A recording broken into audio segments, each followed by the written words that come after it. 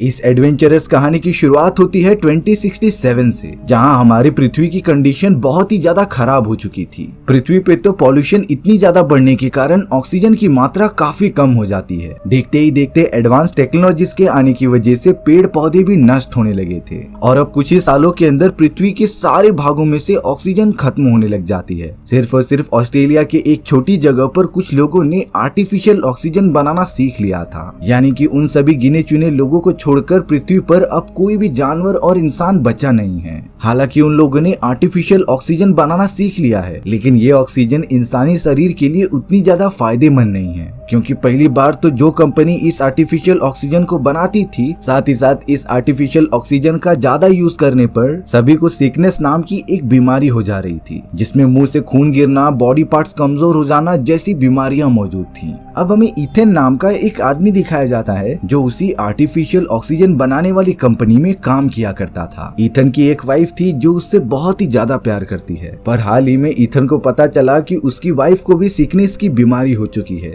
यानी कि इथन की वाइफ के पास ज्यादा समय नहीं बचा है। अब एक दिन इथन को उसकी कंपनी की सीईओ, जिसका नाम रेजिना होता है, उसने पहली बार अपने केबिन में बुलाया। सबसे पहले रेजिना इथन को ये बता रही थी कि सिकनेस बीमारी इतनी ज्यादा खतरनाक होती है कि शायद उससे अब बचे हुए लोग भी खत्म हो जाएं, और अगर ऐसा हुआ तो पृथ्वी पर से इंसानियत का नामो निशान ही मिट जाएगा। अब रेजिना ये सारी बातें समझाने के बाद इथन को एक लेबोरेटरी में लेकर आ जाती है। उस लेबोरेटरी के अंदर एक अजीब सी मशीन मौजूद थी जिसके अंदर लाइट्स जल रही होती हैं। रेजिना ने इथन को बताया कि ये टाइम मशीन तुम्हारे फादर ने बनाई थी। दरअसल जब हमारी पृथ्वी का वातावरण खराब होने लगा तब उन्होंने अपना एक्सपेरिमेंट चालू कर दिया था, जिसमें कि वो टेलीपोर्ट होकर 400 साल बाद वाले अर्थ में पहुंच जाएंगे। दरअसल इथन जब छोटा था तब उसके फादर ने उसके हाथ में एक वॉच टाइप की कुछ बांध दी होती है, और ये वॉच इथन के हाथ से आज तक जुड़ी हुई थी, जिसे कि कोई निकाल नहीं सकता। रेजिना और बाकी वैज्ञानिक स्क्रीन पर लिखा हुआ एक मैसेज इथन को दिखाते हैं, जो टाइम मशीन की दूसरे साइड से उनके पास आया था। मैसेज में लिखा होता है सेंड इथन वाइट, यानी कि इथन वाइट को भेजो। इथन ये देखकर एकदम से शॉक ही रह गया था कि आखिर ये कैसे हो सकता है। तब जाकर रेजिना ने बताया कि शायद इन सारी चीजों का तुमसे कुछ रिलेशन है और हम चाहते हैं कि तुम इस टेलीपोर्टेशन मशीन के अंदर चले जाओ। पास ही में खड़ा हुआ एक वैज्ञानिक इथन को समझाता है कि ये मशीन तुम्हें 400 साल बाद वाले अर्थ में लेकर जाएगी। उस टाइम पर हमारी पृथ्वी की सारी कंडीशन ठीक हो चुकी होती हैं। चारों तरफ पेड़ पौधे उगने के कारण ऑक्सीजन की मात्रा काफी अच्छी हो गई थी, पर अफसोस तब तक कोई भी इंसान पृथ्वी पर बचता ही नहीं। इसीलिए उनका मानना था कि इथन 400 साल बाद वाले अर्थ में जाकर ये पता लगाए कि आखिरकार वहाँ ऐसा क्या हुआ जिससे कि सारी कंडीशंस ठीक हो गई। इथन ये सारी चीजें करने के लिए रेडी नहीं था, क्योंकि सब कुछ अचानक उसके सामने आ चुका होता है। वो तो डिसीजन ही नहीं ले पा रहा था कि वो अपनी वाइफ को छोड़कर ऐसे कैसे चले जाए। अब इसके बाद इथन एकदम कंफ्यूजन में अपने दोस्त जूड के पास आ जाता है। जूड इथन को समझा रहा था कि तुम्हें एक अच्छी अपॉर्चुनिटी मिली है, क्योंकि तुम्हें इस काम में अगर कामयाबी मिल गई तब सारी इंसानियत का वजूद बच जाएगा। साथ ही साथ तुम्हारी वाइफ जो कुछ ही समय में मरने वाली है वो भी पूरी तरीके से ठीक हो जाएगी। सारी बातें अच्छे से सुनने के बाद इथन अब लास्ट में अपनी वाइफ के पास जाता है। उसने अपनी वाइफ को सारी चीजें बताई और ये कहा कि मैं टेलीपोर्टेशन मशीन में नहीं जाऊंगा, क्योंकि इथन नहीं चाहता था कि वो भी अपने फादर जैसा बन जाए। इथन के फादर ने अपने एक्सपेरिमेंट के लिए उसे और उसकी वाइफ को हमेशा के लिए छोड़ दिया था। तब से इथन ने विदाउट अपने फादर की ही जिंदगी काटी है, और अब वो नहीं चाहता कि वो भी अपनी वाइफ को इस तरीके से अकेला छोड़कर जाए। लेकिन वो बाद में इथन को समझाती है कि तुम्हारी इस कदम की वजह से हम पूरी इंसानियत को बचा सकते हैं, नहीं तो वैसे ही हम सब बहुत ही कम रिसोर्सेस के कारण मरने ही वाले हैं, इसीलिए अपना फुल ट्राई करके मारा जाए। अब अपनी वाइफ की भी परमिशन मिलने के बाद इथन निकल पड़ा था टेलीपोर्टेशन मशीन में जाने के लिए। वो तो रेजिना की लेबोरेटरी में आकर उन्हें मिशन के लिए हाँ कर देता है। अब सारे वैज्ञानिकों ने इथन को सभी रूल्स समझा दिए थे। टाइम ट्रेवलिंग सूट पहनाने के बाद इथन को टेलीपोर्टेशन मशीन के सामने रख दिया जाता है। एक वैज्ञानिक ने इथन को छोटा सा डिवाइस दिया जिससे कि वो सब उसे ट्रैक कर सके, और अब बारी थी टेलीपोर्ट होने की। कुछ ही सेकंड्स में सारी कोडिंग कंप्लीट करने के बाद वैज्ञानिकों ने टेलीपोर्टेशन मशीन ऑन कर दी होती है। मशीन में अजीब तरीके की रोशनी निकलने पर इथन उसके अंदर कहीं गुम हो गया था, और अब वो काफी तेजी से एक अलग ही डायमेंशन में घूमने लग जाता है। इथन जमीन पर आकर गिर गया था, लेकिन जब उसने अपनी आंखें खोली तब वो बहुत ही ज्यादा शॉक हो जाता है, क्योंकि चारों तरफ पेड़ पौधे और हरियाली मौजूद थी। हवा में ऑक्सीजन की मात्रा एकदम परफेक्ट होती है, यानी कि ईथन सच में 400 साल बाद वाले अर्थ पर पहुंच गया है, जहाँ की कंडीशंस एकदम परफेक्ट हो चुकी थी। ईथन अब अपनी थोड़ी सी छानबीन करने के लिए जंगल के अंदर निकल जाता है। ईथन को अपने सामने एक छोटा सा बंकर दिखाई दिया, इसीलिए वो उसके दरवाजे के पास चला जाता है। तभी ईथन को वहाँ पर एक स्केलेटन रखा हुआ दिखाई दिया था। स्केलेटन ने जो सूट पहना होता है सेम टू सेम ये ईथन के सूट जैसा लग रहा था। लेकिन ईथन शॉक तब हो जाता है जब उसने देखा कि ये स्केलेटन और किसी का नहीं बल्कि उसका ही है। ईथन के फादर ने जिस तरीके की वॉच उसके हाथ में पहनाई थी सेम टू सेम स्केलेटन के भी हाथ पर होती है। ईथन समझ ही नहीं पा रहा था कि आखिर ऐसा कैसे हो सकता है। स्केलेटन के पास वो डिवाइस भी मौजूद था जो वैज्ञानिकों ने ट्रैक करने के लिए उन्हें दिया था। स्केलेटन के हाथ में जो वॉच थी उसमें सिर्फ एक फर्क होता है, उसकी लाइट ग्रीन हो चुकी थी और वहीं ईथन के हाथ में जो वॉच थी उसकी लाइट रेड थी। अब यहाँ ईथन को समझ नहीं आ रहा था कि ये सारी चीजें हो क्या रही हैं। वो 400 साल बाद वाले अर्थ में पहुंचा तो है, लेकिन ये स्केलेटन उसका है और ये यहाँ पर क्या कर रहा है। ईथन को इस बारे में कुछ नहीं समझता और देखते ही देखते रात होने लग जाती है। ईथन ने जंगल के अंदर कैसे भी आग जलाई और बहुत ही ज्यादा भूख लगने की वजह से पास ही में लगे एक पेड़ पे से कुछ फल खाने लगा था। पर अब अचानक कुछ ही मिनटों बाद ईथन की तबीयत खराब होना स्टार्ट हो जाती है, क्योंकि जिन बेरीज को ईथन ने खाया था वो जहरीली थी और अब ईथन लगातार उल्टी करने लगा था। जल्द से जल्द अगर ईथन का इलाज नहीं किया गया तब वो सच में यहीं पर मर जाएगा। ईथन को दिए गए उस ट्रैकिंग डिवाइस की मदद से 2067 में जो वैज्ञानिक मौजूद होते हैं उन्हें ये सब पता चल चुका था, इसीलिए अब वो सब ईथन की मदद के लिए किसी को वहाँ पर भेजते हैं। वो शख्स और कोई नहीं बल्कि ईथन का जिगरी दोस्त जूड था। जूड अपने साथ ईथन को ठीक करने के लिए सारे मेडिकल किट लाया होता है और अब सही समय पर ईथन का इलाज होने के कारण वो बाल बाल बच गया था। दरअसल ईथन और जूड के बीच भाई भाई का रिश्ता होता है, क्योंकि ईथन के मॉम एंड फादर के मरने के बाद जूड ने ही उसे एक बड़े भाई की तरह संभाला था, इसीलिए ईथन जूड की बहुत ही ज्यादा रिस्पेक्ट करता है। अब ईथन और जूड कुछ समय बाद उसी जगह पर आ जाते हैं जहाँ पर वो स्केलेटन रखा हुआ था। वो दोनों तो अब पास ही में मौजूद बंकर के अंदर जाने की कोशिश कर रहे थे, लेकिन डोर को तो किसी भी तरीके से ओपन करने का रास्ता ही नहीं था। तभी अचानक डोर के साइड में से एक रोबोटिक हाथ बाहर निकलता है जिसने ईथन को पूरी तरीके से स्कैन कर लिया था और अब तो ऑटोमेटिकली वो दरवाजा ओपन हो जाता है। ईथन जूड की तरफ काफी अजीब तरीके से देख रहा था, क्योंकि उसे बिल्कुल नहीं पता होता कि ये सारी चीजें उसके साथ क्यों हो रही हैं। अब वो दोनों बिना कुछ सोचे समझे बंकर के अंदर चले गए थे। ईथन और जूड ने देखा कि ये तो वही पुरानी लेबोरेटरी है जिसके अंदर टेलीपोर्टेशन मशीन रखी हुई थी। ये वही मशीन होती है जो 2067 में भी प्रेजेंट थी, जिसकी मदद से जूड और ईथन 400 साल बाद यहाँ आए थे। वो दोनों इस बात से थोड़ा तो खुश हो जाते हैं कि अब हम अपनी दुनिया में वापस जा सकते हैं, लेकिन चीजें इतनी भी आसान नहीं होने वाली थी। अब जैसे ही वो सब टेलीपोर्टेशन मशीन को ऑन करने जाते हैं उसके अंदर 4 घंटों का काउंटडाउन स्टार्ट हो गया था। दरअसल इस पूरे सिस्टम को इस तरीके से बनाया गया होता है कि अगर कोई भी टेलीपोर्टेशन मशीन को ऑन करेगा तब ठीक 4 घंटों बाद ये मशीन पूरी तरीके से ब्लास्ट हो जाएगी, जिस बात से ईथन और जूड तो बहुत ही ज्यादा घबरा जाते हैं। अब 4 घंटों के अंदर अंदर उन दोनों को सैंपल कलेक्ट करने वाली मशीन के अंदर इस दुनिया की हवा, पेड़ पौधे और मिट्टियों को कलेक्ट करके वापस अपनी दुनिया में जाना था, लेकिन इन सैंपल्स को इकट्ठा करने वाली मशीन अब खराब हो चुकी होती है।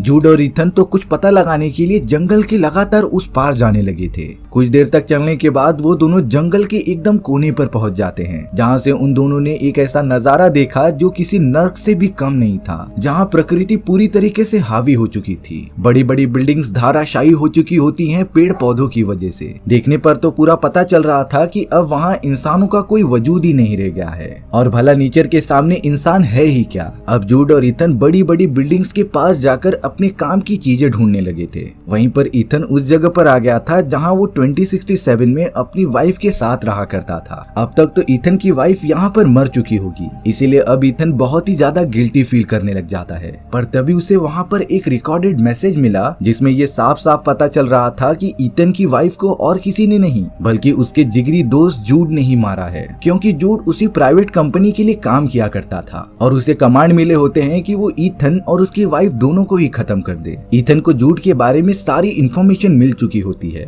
पर अब जूड ने तो वहाँ आकर ईथन के ऊपर गन पॉइंट कर दिया था। वो तो ईथन को मारने की धमकी देता रहता है। तब जाकर ईथन ने अपनी जान बचाने के लिए ये कहा कि वो सैंपल्स कलेक्ट करने वाले डिवाइस को वापस ठीक कर देगा, जिससे कि वो सारे सैंपल्स के साथ 2067 में टेलीपोर्ट हो सकते हैं। जूड ईथन को गन पॉइंट करके उस लेबोरेटरी में लेकर आ जाता है। जूड ईथन को गन पॉइंट करके लेबोरेटरी में वापस लेकर आ जाता है। ईथन सैंपल कलेक्टिंग मशीन को लगातार ठीक करने में बिजी हो गया था। अब उस टेलीपोर्टेशन मशीन के अंदर सिर्फ 37 मिनट से बाकी होते हैं। 37 मिनट्स बाद ये पूरी लेबोरेटरी एक तरह से ब्लास्ट हो जाएगी और मशीन नष्ट होने के बाद वो दोनों यहाँ से कभी बचकर जा ही नहीं पाएंगे। यहाँ जूड को अंदाजा हो गया था कि इतने समय में ईथन मशीन को वापस बना नहीं सकता, इसीलिए जूड सोच रहा था कि वो ईथन को यहीं पर फंसाकर वहाँ से भाग जाए। तभी ईथन ने बड़ी चालाकी से उस कमरे के दरवाजे को ही बंद कर दिया था और अब ईथन चाहता था कि वो टेलीपोर्टेशन मशीन के पास, जूड चाहकर भी कमरे से बाहर ही नहीं निकल पाता। ईथन अब उस टेलीपोर्टेशन मशीन के पास आकर कुछ टेक्निकल चीजें करने लगा था। तभी अचानक उसके सामने एक हॉलोग्राम ओपन होने लग जाता है। ये हॉलोग्राम और किसी का नहीं बल्कि ईथन के फादर का था, जो ईथन को इस पूरे प्रोजेक्ट के बारे में बता रहे होते हैं। ईथन के फादर ये कह रहे थे कि मैंने टेलीपोर्टेशन मशीन का आविष्कार इंसानी सभ्यता को बचाने के लिए किया था, लेकिन रेजिना मेरे आविष्कार यानी कि टेलीपोर्टेशन मशीन का यूज अपने फायदे के लिए करना चाहती थी। वो तो अपने सारे कस्टमर्स को टेलीपोर्टेशन मशीन यूज करके उन्हें भारी दाम में टिकट्स बेचती थी। यही उसकी कंपनी को ऊपर लेके जाने का बहुत ही बड़ा प्लान था। लेकिन ईथन के फादर इन सारी चीजों के खिलाफ थे। वो नहीं चाहते थे कि उनके आविष्कार का गलत इस्तेमाल किया जाए, इसीलिए ईथन के फादर ने उस टेलीपोर्टेशन मशीन को यूज करने के लिए सिर्फ और सिर्फ ईथन को परमिशन दी थी। उन्होंने ईथन के हाथ पर वो वॉच लगा दी होती है जिससे कि वो टेलीपोर्टेशन मशीन एक्टिवेट होती है। ये बात पता चलने के बाद रेजिना ने ईथन के फादर को तुरंत ही गोली मार दी होती है और अब वो ईथन को अपने मिशन में ढूंढकर शामिल करना चाहती थी, जो शायद उसके अंदर अब कामयाब हो चुकी होती है। यहाँ पर ईथन बहुत ही ज्यादा भावुक हो उठा था, क्योंकि उसे शुरुआत से ही लगता था कि उसके फादर धोखेबाज हैं, क्योंकि जूड ने बचपन से ही उसके फादर के बारे में गलत गलत बातें बताई थी। लेकिन असलियत में ईथन के फादर बहुत ही अच्छे इंसान थे। वो तो सिर्फ अपने आविष्कारों की मदद से इंसानी सभ्यता को बचाना चाहते थे। अब ईथन को सारी सच्चाई पता चलने के बाद वो उस पूरी टेलीपोर्टेशन मशीन को डिस्ट्रॉय करने लग जाता है, क्योंकि वो नहीं चाहता था कि रेजिना इसका गलत इस्तेमाल कर पाए। पर अब अचानक से जूड बाहर निकलता है और ईथन को मारने लग जाता है। ईथन जूड से कह रहा था कि मैं तुम पर हाथ नहीं उठाऊंगा। जूड का भी हाथ ईथन पर उठ नहीं पा रहा था, क्योंकि जूड ने ईथन को बचपन से अपने छोटे भाई की तरह पाला था और अब वो किसी के कहने पर ईथन को कैसे मार सकता है। दरअसल बात ये होती है कि जूड जो कि रेजिना की कंपनी के लिए काम करता था, रेजिना ने ही जूड को यहाँ पर ईथन के ऊपर नजर रखने के लिए भेजा था। जूड को प्रोटोकॉल मिले होते हैं कि जब ईथन सारे सैंपल्स कलेक्ट करने के बाद मशीन को अच्छे से एक्टिवेट कर दे, तब जूड ईथन को जान से मार देगा। लेकिन यहाँ जूड को अपनी गलती का एहसास होता है। वो तो अपने आप को ही इन सारी चीजों का जिम्मेदार मान रहा था, इसीलिए अब जूड पास ही में पड़ी एक गन को उठाकर खुद को गोली मार लेता है, क्योंकि वो खुद से ही इतनी बड़ी धोखेबाजी सहन करके नहीं रह सकता था। अब यहाँ ईथन का इकलौता दोस्त जूड भी मर चुका होता है। वहाँ रेजिना 2067 में टेलीपोर्टेशन मशीन के पास वेट कर रही थी कि जूड ईथन को मारकर सैंपल्स लेकर कब आएगा। रेजिना ने तो अपने बहुत सारे अमीर कस्टमर से काफी पैसे लिए थे ताकि वो टेलीपोर्टेशन मशीन का यूज करके उन्हें दूसरी दुनिया में भेज सके। लेकिन रेजिना को उस दुनिया में क्या हो रहा है इस बारे में बिल्कुल भी नहीं पता था। अब ईथन ने वहाँ कई घंटों की मेहनत के बाद टेलीपोर्टेशन मशीन और सैंपल कलेक्टिंग मशीन को ठीक कर दिया था। वो इस दुनिया के सारे सैंपल्स 2067 में भेज देता है। रेजिना और बाकी वैज्ञानिकों ने देखा कि टेलीपोर्टेशन मशीन के अंदर बहुत सारे पेड़ पौधे मौजूद हैं। इन सारी चीजों का यूज वैज्ञानिक इंफॉर्मेशन कलेक्ट करने के लिए कर सकते हैं। लेकिन साथ ही साथ ईथन ने वहाँ पर एक रिकॉर्डेड मैसेज भी भेजा था जो उसके फादर का होता है। उस वीडियो फुटेज में ये साफ साफ दिखाई दे रहा था कि कैसे रेजिना ने ये सारा खेल खेला होता है। रेजिना ने ही ईथन के फादर को मारा था और उसके टेलीपोर्टेशन मशीन को हथिया लिया था। ये बात देखते ही देखते सारे न्यूज चैनल में फैलते हुए सभी को पता चल जाती है, जिससे कि रेजिना की असली सच्चाई अब सामने आ चुकी थी। रेजिना की कंपनी पूरी तरीके से अब बंद हो चुकी थी। ईथन ने जानबूझकर वो सारे सैंपल्स भेजे थे ताकि वैज्ञानिक इन पर रिसर्च करके पृथ्वी का वातावरण कैसे नॉर्मल किया जा सकता है इसके बारे में जानकारी इकट्ठा कर सकें। ईथन ने तो अपनी वाइफ के लिए भी एक छोटा सा प्रेजेंट दिया होता है। ईथन की वाइफ जब वो बॉक्स ओपन करती है तब उसके अंदर एक बहुत ही प्यारा सा फ्लावर मौजूद था। उसकी वाइफ समझ गई थी कि ईथन अब उस दुनिया से वापस कभी नहीं लौटने वाला। ये ईथन का आखिरी गिफ्ट था, इसीलिए उसकी वाइफ संभाल कर रखती है। वहीं हमें ईथन दिखाया जा रहा था जिसने उस पूरी टेलीपोर्टेशन मशीन को डिस्ट्रॉय कर दिया होता है, क्योंकि ईथन नहीं चाहता कि इस टेलीपोर्टेशन मशीन का यूज कोई गलत कामों के लिए करे। और यही सपना उसके फादर का भी था। ईथन अब पूरी तरीके से उस दुनिया में अकेला होता है, पर तभी ईथन जैसे ही उस जंगल से बाहर निकलकर अपनी नजर घुमाता है तभी वहाँ बहुत ही ज्यादा एडवांस सिविलाइजेशंस बन गई थी। ईथन ये देखकर पूरी तरीके से शॉक हो जाता है। तब जाकर ईथन को पता चलता है कि जो सारे सैंपल्स उसने 2067 में भेजे थे, वैज्ञानिकों ने उस पर रिसर्च करके अर्थ के वातावरण को फिर से नॉर्मल कर दिया और अब पृथ्वी पर बहुत ही ज्यादा एडवांस सिविलाइजेशंस रहने लगी होती हैं। यानी कि अब ईथन अकेला नहीं है, उसके साथ बहुत ही ज्यादा आईक्यू वाले लोग भी मौजूद हैं। ईथन को बस उनके साथ दोस्ती करके आगे बढ़ना पड़ेगा और अब ईथन निकल पड़ता है इंसानी सभ्यता की एक नई शुरुआत करने के लिए। साथ ही साथ हमारी ये कहानी भी यहीं पर खत्म हो गई थी। सो व्यूअर्स, आपको ये साइंस फिक्शन स्टोरी कैसी लगी कमेंट सेक्शन में बताना भूलना मत। और अगर आपको मेरा एक्सप्लेनेशन 1% भी अच्छा लगा होगा ना तो वीडियो को लाइक एंड चैनल को सब्सक्राइब जरूर कर देना। मिलते हैं इसी तरीके की मजेदार कहानियों में, तब तक के लिए बाय बाय।